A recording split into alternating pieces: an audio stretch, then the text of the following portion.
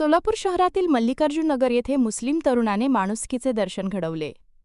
मृत्यू पावलेल्या बहिणीवर अंत्यसंस्कार करण्यासाठी पैसे नसल्याने मदतीचा हात देत मुस्लिम तरुण जावेद कोलमपल्ली यांनी भर पावसात हिंदू परंपरेनुसार त्या मुलीवर अंत्यसंस्कार केलं। शिवाय भर पावसात अंत्यसंस्कार करत माणुसकी दाखवली।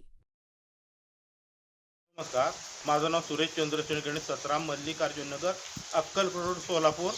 या ठिकाणी माझी बहीण सुरेखा चंद्रशेखर गणेश ही स्टाफनर पदावर होती मुंबईला, इथं बी काम केली। तर अशा होत झाली की एकाएकी ती प्रकृती बिघडली आणि प्रकृती बिघडल्यामुळे त्या ठिकाणी उपचार केला आमच्या पद्धतीनं, परंतु त्यामध्ये आम्हाला यश आलं नाही, जेणेकरून तिला त्या ठिकाणी मरणाचा त्रास झाला। त्यावेळेला आम्ही लई प्रयत्न केला शिकस्त, आणि त्यामध्ये कांतीलाल मधुकर टोनपे किमचे, तालुका करमाळा, जिल्हा सोलापूर, ते आमचे भाऊच आहेत। त्यांनी आलं, आम्हाला मदत केली। बोलवल्यावर त्यांनी गाडीनं आले आणि त्या ठिकाणी दवाखान्यात येण्याच्या अगोदर तिचं हे मृत्यू पावला 12 तारखेला 5 वाजता संध्याकाळी।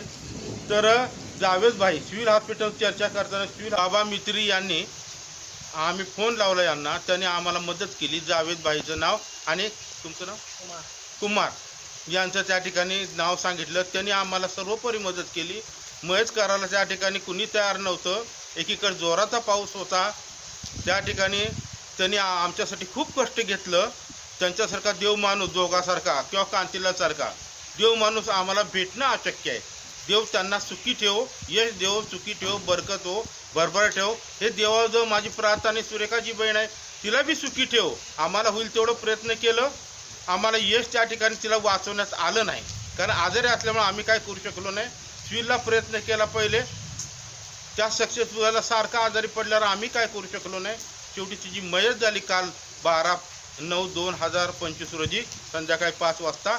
पाऊस सारखा पडतो म्हणून आम्हाला बी येणं होईना, आताही पाऊस पडतो।